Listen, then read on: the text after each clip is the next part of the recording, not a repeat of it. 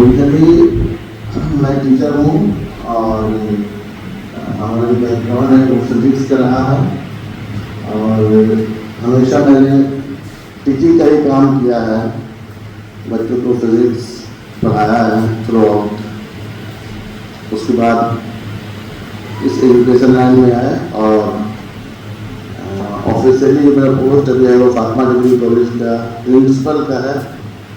वैसे founder secretary इस institution का हूँ मैं नई कॉलेज को इस्टेब्लिश किया है, लेकिन प्रिंसिपल के लिए चूँकि एलिजिबिलिटी हमारी है इसलिए मैं प्रिंसिपल बना हूँ। और उसकी वजह ये है कि इसी के बेसिस पे मैं मौलाना मजरूल हक यूनिवर्सिटी से जो ये कॉलेज एफिलिएटेड है फातिमा डिग्री कॉलेज, तो ड्यू टू प्रिंसिपल मैं फैकल्टी ऑफ एजुकेशन का डीन हूँ।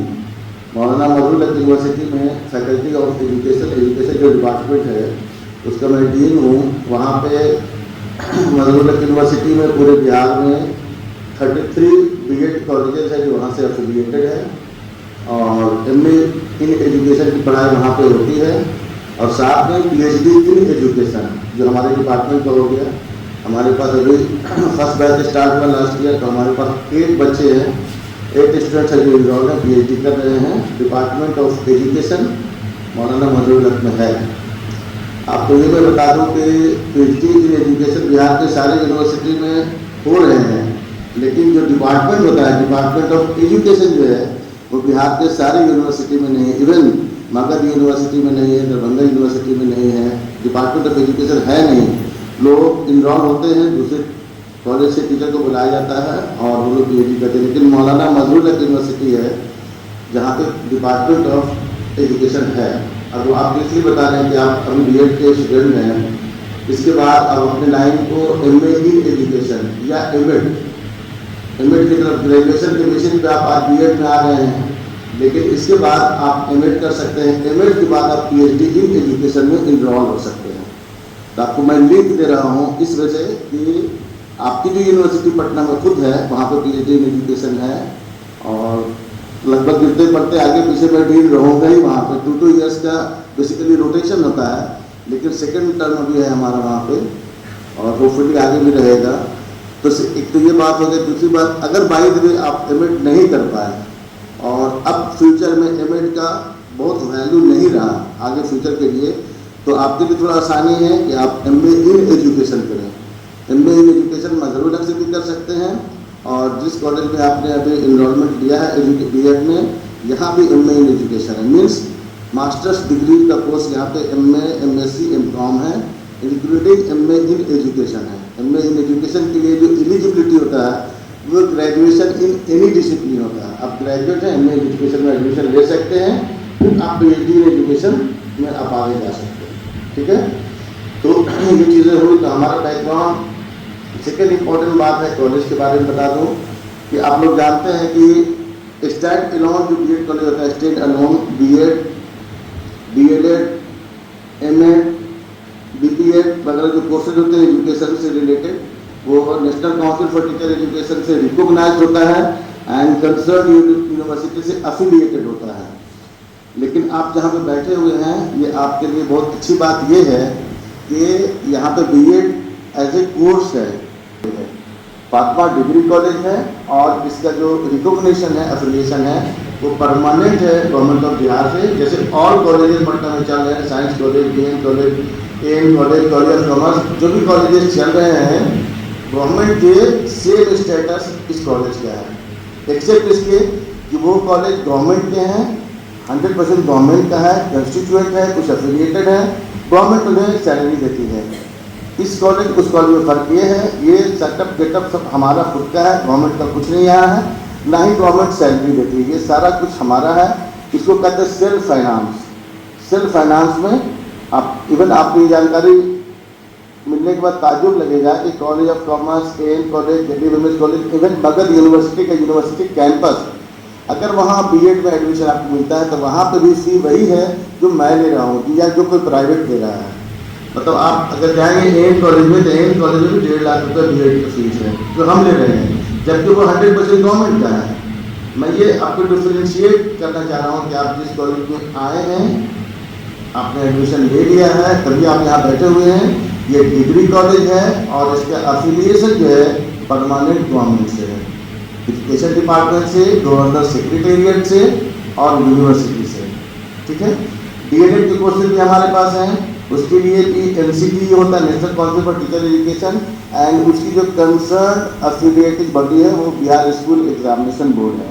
जैसे बीएड होता है उसके लिए यूनिवर्सिटी है, और जो डीएलएड कोर्स है +2 उसके लिए कंसर्न बोर्ड है, बिहार स्कूल एग्जामिनेशन बोर्ड। जैसे आपका इस कॉलेज का जैसे पॉइंट या लेवल अप है, और ये नोटिफिकेशन ऑलरेडी गवर्नमेंट का हो चुका है। पूरे इंडिया में 20,000 स्टैंड अलोन बीएड कॉलेज है जिसको क्लोज हो जाना है। इसका नोटिफिकेशन 3 साल पहले हो चुका है।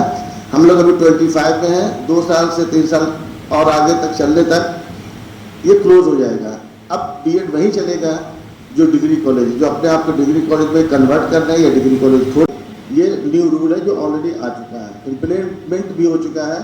मीन्स अभी भी बिहार में मुजफ्फरपुर, छपरा में कम से कम 4 से 5 कॉलेज खुल गए हैं जो ये इंटीग्रेटेड कोर्स दे रहे हैं ऑलरेडी।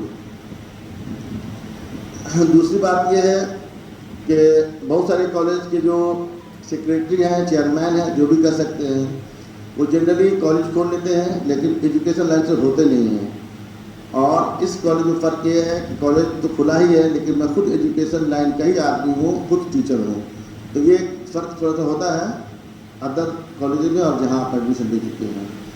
तीसरी बात यह है कि आप लोग जो एडमिशन ले चुके हैं बीएड में, आप जानते हैं कि अल्टीमेटली जो गोल होता है सारे बच्चों का, जो भी किसी लाइन में कोई भी बच्चा पढ़ाई कर रहा हो, किसी भी डिसिप्लिन में हो, अल्टीमेटली गोल होता है उसको इंगेज होना, जॉब पाना और आगे अपनी लाइफ को लीड करना।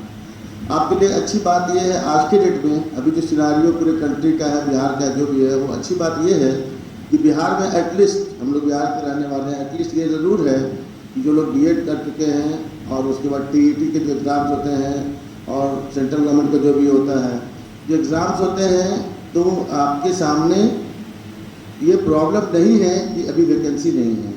आप बीएड अभी भी इमीडिएटली 25 to 27 में करेंगे, टेस्ट देंगे, क्वालिफाई करेंगे, आपकी जॉब है। जबकि मार्केट में अदर देन टीचिंग, टीचर के अलावा जो दूसरे लाइन हैं, जो भी वन डे एग्ज़ाम्स होते हैं, किसी भी डिपार्टमेंट के हो, नहीं के बराबर वैकेंसी है, नहीं के बराबर है। कोई एग्ज़ाम कभी कभी होता है तो उस एग्ज़ाम लीड करते कराते 2 से 3 साल 4 साल लग जाता है, जब तक बच्चा कहाँ से कहाँ पहुँच जाए। तो आप लोग बीएड अच्छे से करें। और मुझे तो थोड़ा अच्छा नहीं लगता है कि इतने सारे बच्चे ने एडमिशन लिया लेकिन क्लासेस में बच्चे नहीं के बराबर आते। आज ही देखिए मतलब अटेंडेंस कैसा है, तो ये थोड़ा अच्छी बात नहीं है। जबकि फैसिलिटी दाने बनाने से तो बस आने का है ही है, जाने का भी इंस्टीट्यूशन अच्छा है, सारे टीचर्स को आपने देख ही लिया है, सारे टीचर्स हाईली क्वालिफाइड है यहाँ पे, मैं ये बता सकता हूँ। और क्योंकि मैं खुद इस लाइन का हूँ, मैं बता सकता हूँ हाईली क्वालिफाइड। आप इसका फ़ायदा उठाइए, तो फ़ायदा तो तभी उठाएंगे ना जब बच्चे क्लास करने के लिए आएंगे। इतनी बड़ी लाइब्रेरी यहाँ पे है, इस बिल्डिंग में, पीछे वाली बिल्डिंग में कम से कम यहाँ पे 10,000 बुक्स है, 10,000 बुक्स है, डिफरेंट बुक्स। आप उसका फ़ायदा उठाइए, बैठ के पढ़ें, अच्छा कैंपस है, अच्छा इन्वायरमेंट है। अब दूर क्या है, पटना आप सोचिए कहाँ दूर है, एम्स तक तो सारा डेवलपमेंट जो है, मेट्रो तक आ रहा है, एम्स तक आपके रहते रहते तो आ ही जाएगा, बगल में रेलवे स्टेशन आ गया है। आपको कम्युनिकेशन का तो आज की डेट में बहुत प्रॉब्लम नहीं है, तो आप लोगों को आना चाहिए और यहाँ से फ़ायदा उठाना चाहिए, कॉलेज से, टीचर से। तो आप लोग कॉन्फिडेंटली अपने पढ़ाई को ढंग से करें, साथ में जब क्लास करेंगे तो ऑटोमेटिक अपने आप को अपग्रेड करेंगे, क्योंकि आपको कंपटीशन देना है। ऐसा नहीं है कि आप बीएड कर लिया, आप बीएड क्वालिफाई हो गए तो आपको टीचिंग का जॉब मिल जाएगा, ऐसा नहीं है। आपको टेस्ट देना है तो उसके लिए तो आपको पढ़ना ही पड़ेगा ना, आपको तो कंपटीशन क्वालिफाई करना ही पड़ेगा ना, आपको तो कम्पीट करना ही पड़ेगा ना, तभी ना आपको जॉब मिलेगा। लेकिन अच्छी बात तो एक तो आपको ये, जैसे मुझे मालूम है गोल कि उस जगह मुझे पहुँचना है, और ये भी मुझे इत्मीनान है कि मैं पहुँच जाऊँगा, और ये भी इत्मीनान है पहुँच जाऊँगा तो मुझे वो अवार्ड मिल भी जाएगा। तो जब ये सब कुछ आपको मालूम ही है तो आपके ही पहुँचने का लेट है ना, तो आप पहुँचने के लिए कोशिश कीजिए ना। ये मालूम है कि उस बिल्डिंग के पास पहुँच जाएंगे तो मुझे मिल जाएगा अवार्ड, ये मालूम है।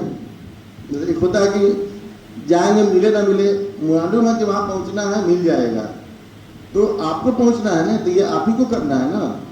और टीचिंग जॉब में आज की डेट में सैलरी वैल्यू भी बहुत बुरा नहीं है। हम तो सारे कैलकुलेशन लोगों को बताते हैं। जो भी टीचर का अपॉइंटमेंट होता है जनरली आजकल लोकल हो ही जाता है, बहुत दूर नहीं होता है, तो बहुत एक्सपेंसिव भी नहीं है। इम्पॉर्टेंट बात ये होता है, यह एक कॉमर्स का या फाइनेंस का एक फंडा भी है कि आप कितना अर्न करते हैं वो इम्पॉर्टेंट नहीं है। इम्पॉर्टेंट ये कि आप बचाते कितना है, ये इम्पॉर्टेंट है। हमें कोई बोल दे कि आप अमेरिका आइए, आपको 5 लाख इंडियन करेंसी में सैलरी मिलेगी, 10 लाख मिलेगी, मान लिया जाए 10 लाख मुझे मिलेगी, मैं तो बहुत खुश हो जाऊँगा। सबको बताऊँ मुझे सैलरी कितनी है, 10 lakh, per month 10 lakh salary है। पता चला वहाँ जाके जब रहा है तो मेरा हर महीने खर्च 11 लाख रुपया है। अब आप ही बताइए, 10 लाख रुपया मुझे मिल रहा है हर महीने में, वहाँ खर्च कितना है, 11 लाख रुपया है। तो 1 लाख रुपये का हर महीने का मेरा लॉस हो रहा है ना। तो पता चला कि 1 साल में 12 लाख रुपया, 2 साल में 5 साल रहेगा तो 50-60 लाख रुपया घर से ज़मीन मकान सब बेचना पड़ेगा। बात आई समझ में? तो मेरे कहने का मतलब जिस लाइन में जहाँ पे भी हैं तो आपका अर्निंग इम्पॉर्टेंट नहीं है, सेविंग इम्पॉर्टेंट है। उसको बचा के आपको रखना है और फिर उसको सही यूटिलाइजेशन किया जाए। फिर बिजनेस बोलता है, फिर टीचिंग नहीं बोलता, फिर बिजनेस बोलता है कि उसको सही यूटिलाइज कीजिए, सही जगह पर लगाइए ताकि वो और ऊपर जाए और आप आगे उसको और आगे बढ़ा सकती है। तो अभी टाइम टू टाइम तो मैं आता रहूँगा, और लेकिन उससे पहले इम्पोर्टेंट क्या आप आइएगा तभी ना मैं आऊँगा। हम पूछते फ़ोन से कितने बच्चे हैं, तो पता चला कि 20 बच्चे हैं। बोलिए मैं क्या करूँ, हम बोलने के लिए आएंगे तो ऑडियंस रहना चाहिए ना। ऐसे खाली बोल रहा है तो वहीं जहाँ रहेंगे वहीं बोल देंगे, दीवार सुनता रहेगा। तो आप लोग कम से कम जितने लोग आए हैं पहले ये वादा कीजिए कि आप लोग रेगुलर आइएगा। कितने बच्चे हैं जो पटना के हैं ये बताइए, कि इसमें से पटना के कितने बच्चे हैं? पटना के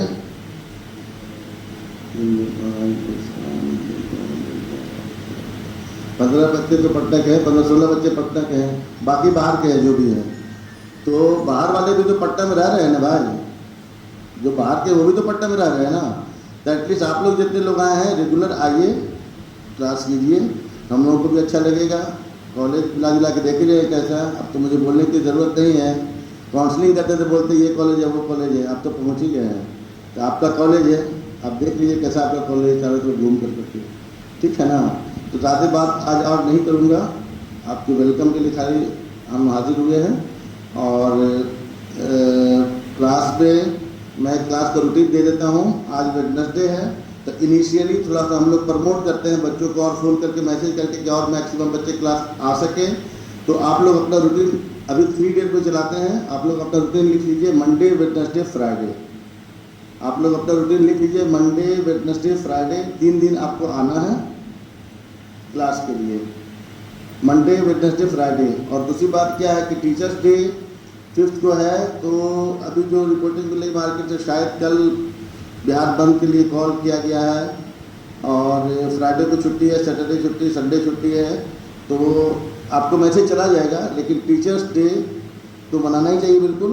तो 10th ऑफ सितंबर को टीचर्स डे हम लोग फिक्स कर रहे हैं।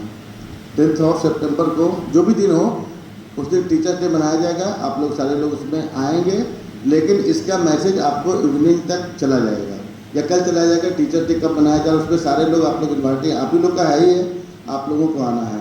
लेकिन आपका जो रूटीन क्लास का चलेगा वो मंडे वेडनेसडे फ्राइडे चलेगा, आपको इसी रूटीन पे कॉलेज आना है। 3 दिन आना है अभी हफ्ते में, बच्चे और थोड़ा रेगुलराइज हो जाएंगे और बच्चे थोड़ा बढ़ जाए 30-40 तक पहुँच जाए, तो फिर हम लोग कंटिन्यूस इसको करेंगे, फिर रेगुलर भी कर देंगे, ठीक है ना।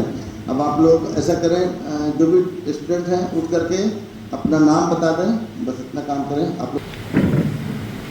मेरा नाम प्रिया कुमारी हुआ, मैं पटना इनकम टैक्स नॉर्थ मंदिर से आई हूँ।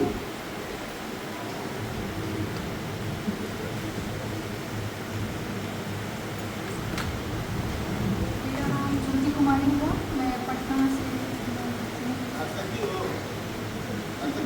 यस सर, मेरा नाम ज्योति कुमारी है, मैं पटना से हूँ। Good afternoon, respected teacher. Myself Supriya Kumari. I am from Patna. मेरा नाम आलिया परवीन है, मैं फुलवारी शरीफ से। Myself Fatma Praveen, I come from Gopalganj district. My name is Anku Kumari, I am from Patna region. मेरा नाम ललिता कुमारी है और मैं पटना से हूँ। Good afternoon, ma'am, or teachers. Myself, Aarti Kumari. I am come from Patna, near Indian Oil.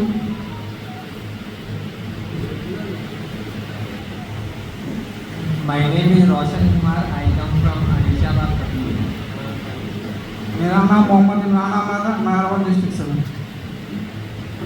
अस्सलाम वालेकुम। सैयद फैसल हुसैन, मैं मलसानी पढ़ना शुरू मोहम्मद शारी गरौर खान, निवासी मवाद colony Patna. Good afternoon, every teachers and students. My name is Satam Kumar. I am from Patna. Good evening, everyone. My name is Ritush. I am from Patna. Good afternoon sir, मेरा नाम नेहा कुमारी और मैं पटना से हूँ। Good afternoon, sir. My name is Rabia.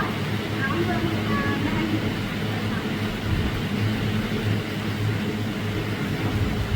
Assalamu alaikum. My name is Asma Begum. I am Patna से हूँ।